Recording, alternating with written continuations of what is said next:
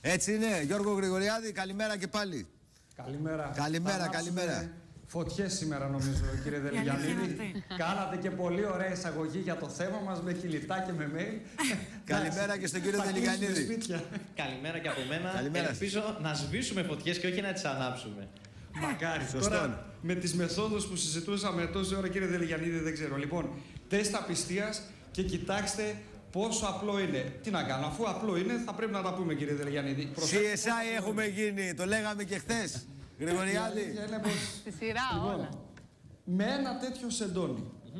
Τι κάνουμε, κύριε Δελιγιαννίδη? Καταρχήν, να πούμε ότι το τεστ απιστίας είναι ένα απλό ιατροδικαστικό τεστ. Ένα απλό τεστ DNA με το οποίο μπορούμε να εξακριβώσουμε αν πάνω σε ένα ύποπτο για εμάς αντικείμενο υπάρχει γενετικό υλικό από το οποίο μπορούμε να βγάλουμε ένα DNA προφίλ. Σε πρώτη φάση, επομένως, προσκομίζουμε κάτι τέτοιο, ένα σεντόνι. Μπορεί να είναι τσιγάρο από τσίγαρα ή κάτι τέτοιο. Μια μπλούζα. Μπορεί να είναι ένα ποτήρι που βρήκαμε ύποπτο στο σπίτι μας. Μια κούπα, έτσι. Μια κούπα. Μπορεί να είναι ένα χαρτί, μια χαρτοπετσέτα, ένας φάκελος. Μπορεί να είναι το οτιδήποτε. Στη συνέχεια το προσκομίζουμε στο εργαστήριο και το εργαστήριο θα απαντήσει πρώτον αν υπάρχει όντως εκεί πάνω κάποιο υλικό από το οποίο μπορούμε να απομονώσουμε DNA. Δεύτερον, πόσα διαφορετικά DNA υπάρχουν, σε τι φύλο ανήκουν.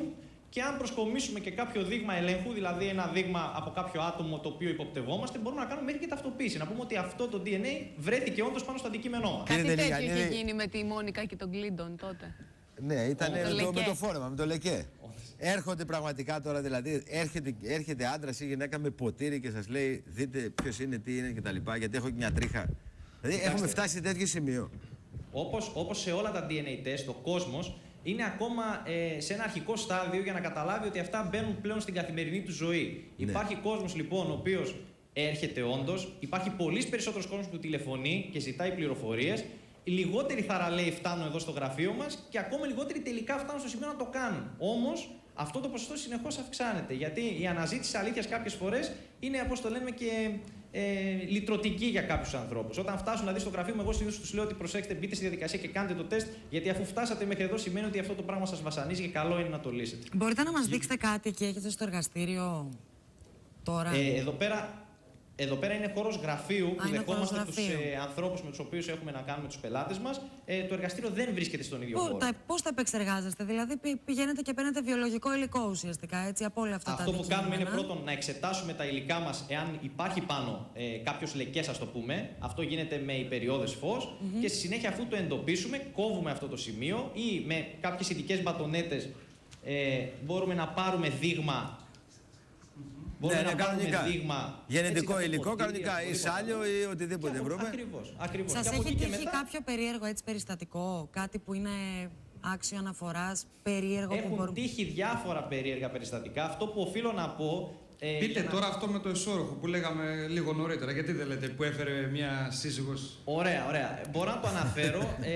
Μην αναφέρετε το όνομα μόνο. Προφανώς όχι. Γρηγοριάδης όλα τα λεφτά. Η εχεμήθεια είναι βασικό ατού για τη δική μας τη δουλειά. Ήρθε μια κυρία, έφερε το εσώρουχο του άντρα της, θεωρούσε ότι πάνω θα υπάρχουν ίχνη από κάποιο γυναικείο DNA προφανώς, θεωρούσε ότι την απατούσε. Έγινε η εξέταση, δεν βρέθηκε κάτι τέτοιο. Όπως και στις περισσότερες περιπτώσεις, οφείλω να σας πω, που έχουν τύχει σε εμάς, δεν υπήρχε τελικά απιστία, αλλά αντιλαμβάνεστε. Μπορούσε να χρησιμοποιήσει και τον πατροπαράδοτο τρόπο με την μπανιέρα, ξέρεις που γεμίζει την μπανιέρα. Ναι, για πες το, δεν το ξέρω. Γεμίζει την μπανιέρα και. Την μπανιέρα, ας πούμε, και λέει άμα είναι πρόσφατο θα φανεί, ξέρω εγώ. Και μετά το Πάντως εσάς θα σας ρωτήσουν τι δουλειά κάνετε. Είναι επικίνδυνη η μπανιέρα το σύστημα αυτό. Ναι. Είναι πιο ασφαλής ο σύζυγος. Πάντως αν σας ρωτήσουν τι δουλειά κάνετε θα πείτε είμαι μαρτυριάρης. Όχι, θα πω είμαι βιολόγος. Προτιμώ το βιολόγος από το μαρτυριάρης. Πάντως, πώς φτάσαμε, Γιώργο, πώς φτάσαμε από το κραγιόν στο γιακά που βλέπουμε και στις ελληνικές ταινίες, ας πούμε, του 60. Στο ποτήρι και στο αποτσίγαρο και στο εσώρουχο, είναι δηλαδή.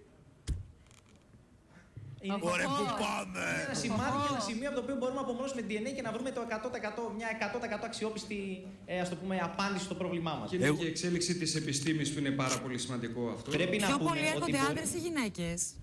Έρχονται γυναίκες περισσότερο. Αλλά αυτό, για να τονίσω, επειδή άκουσα τι είπατε προηγουμένως, δεν σημαίνει ότι οι γυναίκες, ας το πούμε, ότι είναι πιο καχύποπτες. Θα έλεγα εγώ από την άλλη πλευρά, για να το γυρίσω και να σας δώσω και ένα επιχείρημα, είναι και πιο θαραλέες όμως να έρθουν και να συζητήσουν με κάποιον υπεύθυνο το πρόβλημά τους και να μπουν στη διαδικασία να το λύσουν. Οι άντρες πολλές φορές το κρύβουν ή προσπαθούν με κάποιο τρόπο να το λύσουν διαφορετικά. Όχι, να σας πω κάτι, επειδή το λέγαμε και πριν με τον Κωνσταντίνο, συγγνώμη Αντωνία.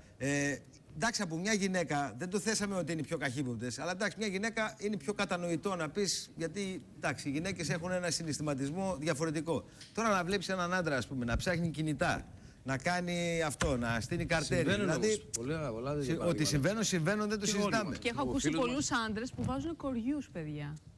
Εντάξει, παιδιά. Η δική μου δουλειά μου λέει ότι δεν υπάρχει πάντως διαχωρισμός φύλου.